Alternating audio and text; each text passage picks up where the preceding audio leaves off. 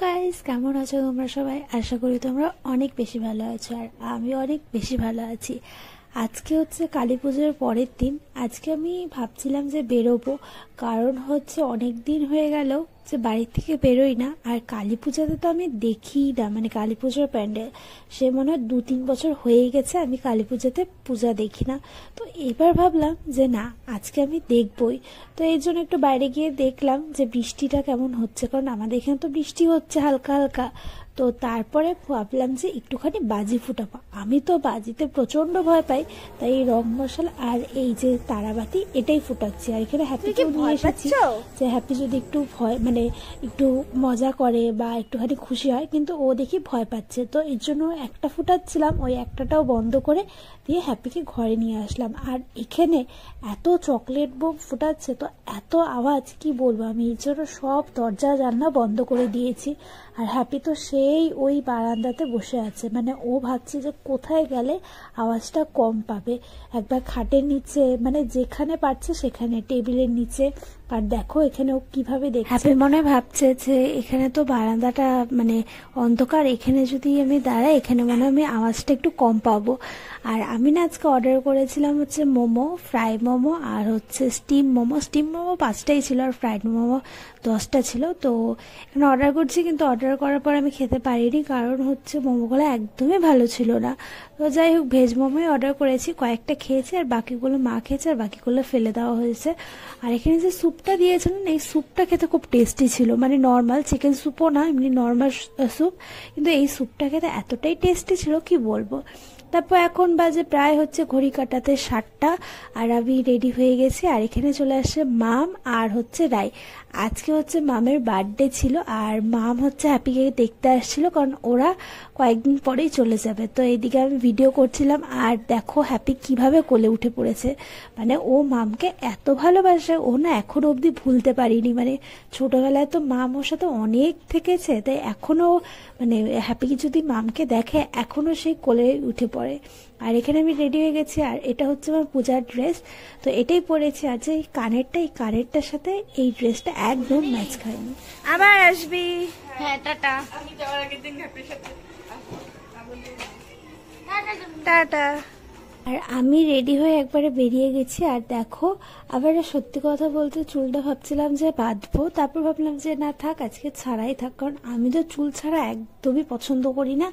আর আমার না গরম লাগে, মানে ভালোও লাগে না, কিন্তু যেহেতু রাতেবেলা অনেকটাই ঠান্ডা ঠান্ডা আছে, তো আমি ভাবলাম যে না আজকে চুলটা ছাড়বই।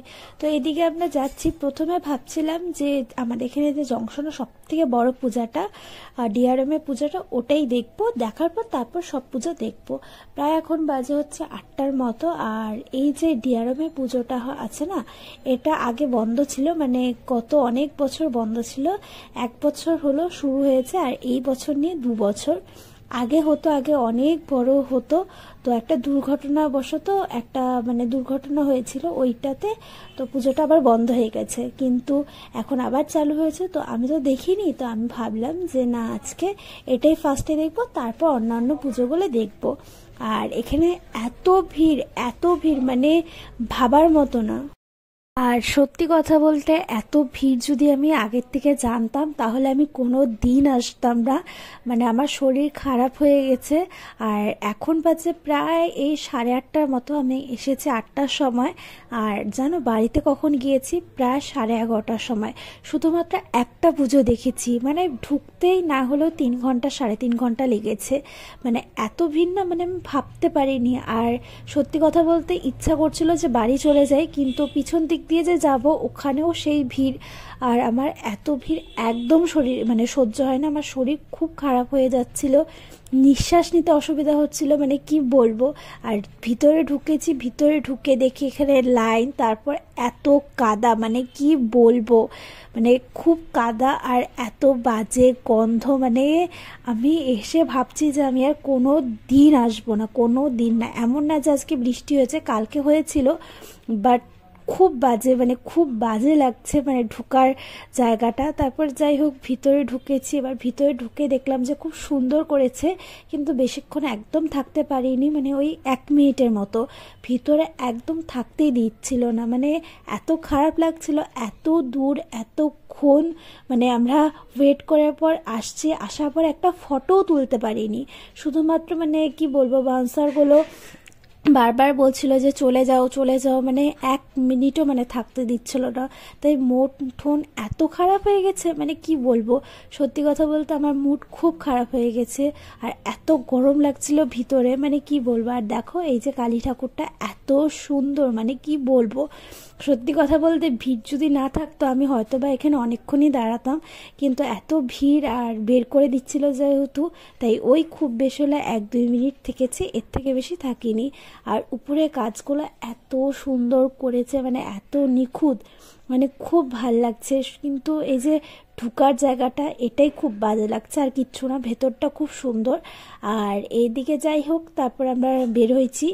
বেরোনোর পর এদিকে একটা ফাংশন হচ্ছিল, মানে যতদিন কালী পুজো প্রত্যেক দিনই ফাংশন হচ্ছিল।